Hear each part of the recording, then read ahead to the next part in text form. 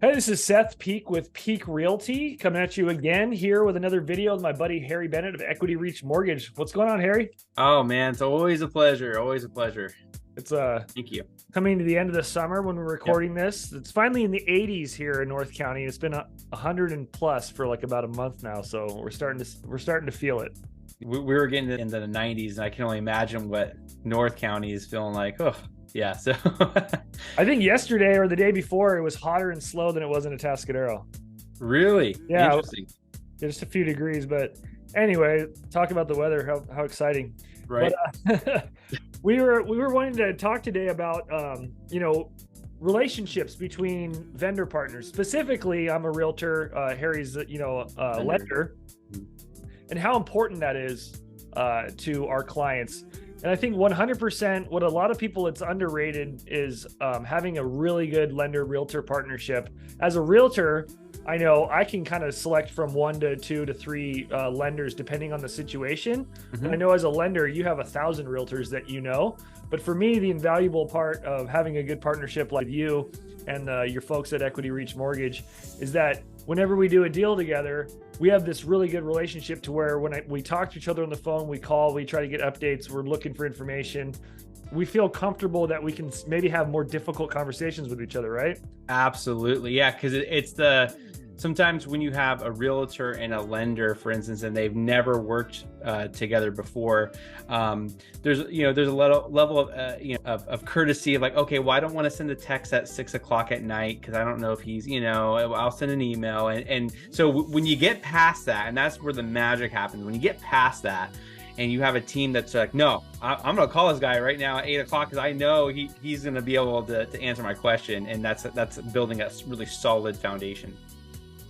It might also be like we've worked together and we've hung out and done our due diligence with each other for long enough to where even if you don't want to answer it, I'm not going to, I just know that you will call me back. And it's not like, I know if I send you a text on a Sunday afternoon to talk shop with you, that if you want to talk, you'll respond and whatnot. But it's definitely important too when we have clients that are on a deadline. Sometimes if you're dealing with a lender for the first time, maybe the client has a lender and they say, hey, this is my lender, I need you to help me find a house. There's this clunkiness to like the communication between myself and the person I don't know, because we're trying to figure out the nuances of social mores and like how we can communicate with each other. Where's the boundaries? Yeah. Where's the boundaries? And can I trust? A lot of it at the end of the day, we're all a people business, right? The more you put someone in a high trust position like that, and you've not only seen it and it's proven to work, now you can relax a little bit and tone it down and focus your energy on something else. And one thing buyers should always, sellers, right? I mean, wherever you're at on the transaction, the choice is yours. You get to pick whoever you would want to work with, the lender, the realtor, but I guess what we're really trying to convey is that when you have a lender and a realtor, if you don't have a preference, right, and you're like, hey, I just want to know who would you recommend as your partner, right, to tie this up together, to get there quicker. 100%. Yeah. Now, it's easy. I can't even imagine being in your shoes when you have a referral and there's like so many realtors that you can choose from. But it's easy when I know that I have like a good relationship, like with you guys, with Dylan, our home inspection guy. It's like I don't really call around. I can just say, hey, I have this need. Can you take care of it? And then my clients know when we go to do like a buyer's consultation, which we're starting to do those more when we're, the threatening of having to have something signed. The security of that is to go like, hey, here's my team for my buyers. Like, and here they are. And I already have them lined up for you. And are you ready to go? Right. So it's pretty good, to build that team, but at the same time, without a doubt, knowing that it's going to be a smooth transaction if we stick together. Definitely. And I think you put up definitely a very interesting side of the coin, right? Is that, for the lender, and if we were to procure a buyer first, which typically it's usually always through the realtor, is what we usually see to the lender versus the opposite way around. But we do have our own that call in. And I think it's an interesting conversation when you say, oh, well, then how do you pick? And, it's actually kind of, a lot of times people put you in spots where it actually makes it pretty easy, right? Are they in front of you constantly? Are they doing marketing, campaigns together? Are you guys creating business together? Because there's a difference between making money together and then creating a business together. Right. Yeah, because you could have all these spheres going with all these different realtors, and then we know that these are like, the clients that are coming from Peak Realty, and you have your clients from your other agents, and you can create these spheres, little mini like ecosystems of customer bases, right? Yeah. Oh yeah, 100%. And I think what do you think is one of the biggest fears, or something that's in the back of someone's head when they go, they're talking to you, for instance, and then they say, you're recommending me as a lender. What do you think is the biggest, drawback, what they think maybe?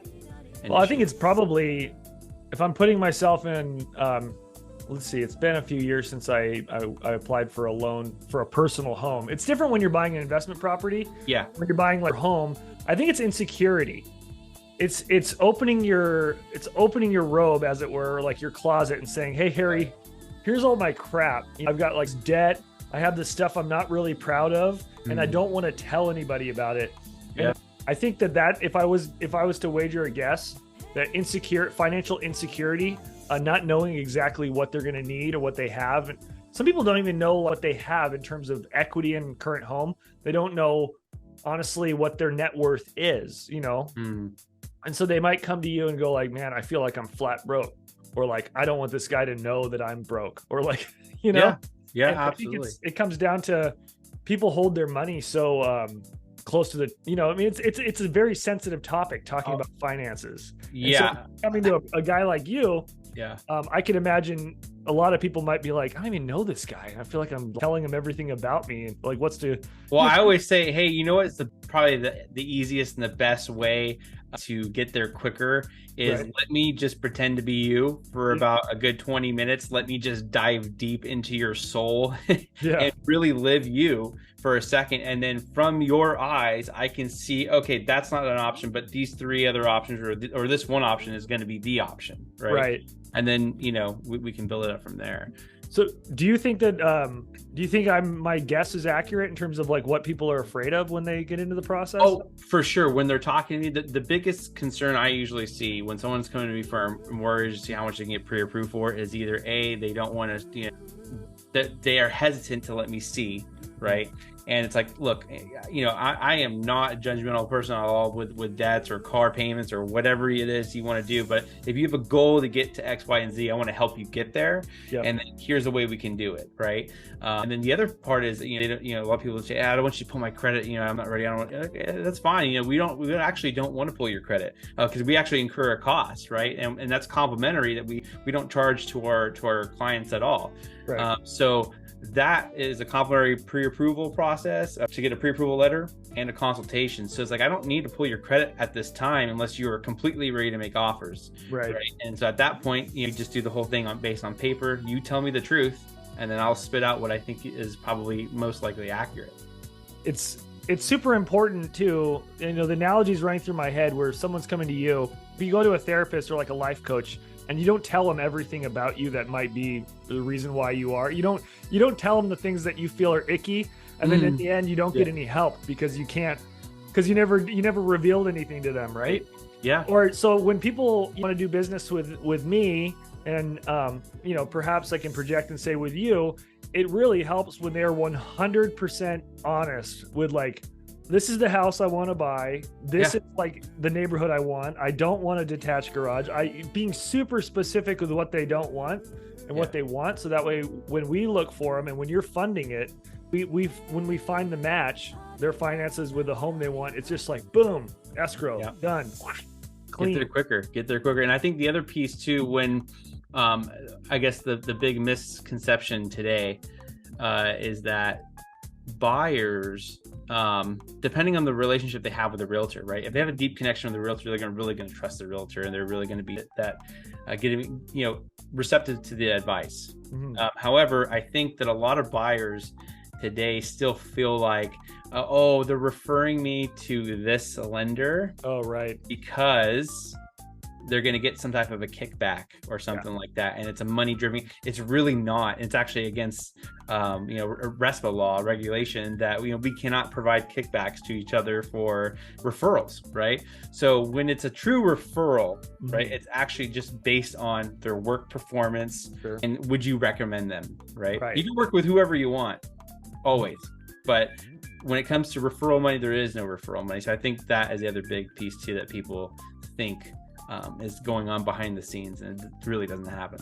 Well, yeah. Sometimes I've heard also, because people know that if a realtor or real estate refers another licensed real estate agent or realtor in another area, yeah, they typically it's like 25% of their commission or 30%, whatever they agreed upon amount. There is a kickback there, but it's through their own commission.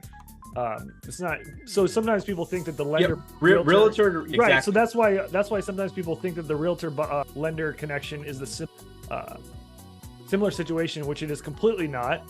Right. We've got awesome lenders here on the Central Coast, and it really comes down to relationships and building relationships. And it's easy for a realtor to stick with a handful and ones that they really get to know. And that way, when it comes time to refer, put it this way, I want my clients to be to get money easily. And so like I'm going to put them to a source that I know, like you guys at Equity Reach and yourself, Harry. It's like, okay, here's the buyer. Get them their funding. Where's the money? I don't need to wait. Where's the money? I wonder if they're going to do a good job. We want to refer someone that's going to do a good job. We know, like, and trust you. So that's just the importance of realtor-lender relationship for sure. And that equals a kickback, in my opinion. That is definitely the winning piece, right? It's a full circle, and it's the same back to you guys, right? We know, like, and trust you. We've had many, we've had our transactions that have been rock solid, and you had buyers get incredible deals, right, with seller concessions, which makes a big deal to the client at the end of the day when they're putting their cash to close down. So for sure, you guys. Well, is there anything else you'd like to add to this topic before we cruise out? I think that we pretty much summed up the biggest pieces about realtor and lender relationships. So I think it was great. Yeah, like I said, this topic today was more just like, a little bit more foundational in terms of what a realtor lender connection is, and look forward to seeing you all in the next video, and see you later, Harry. Yeah.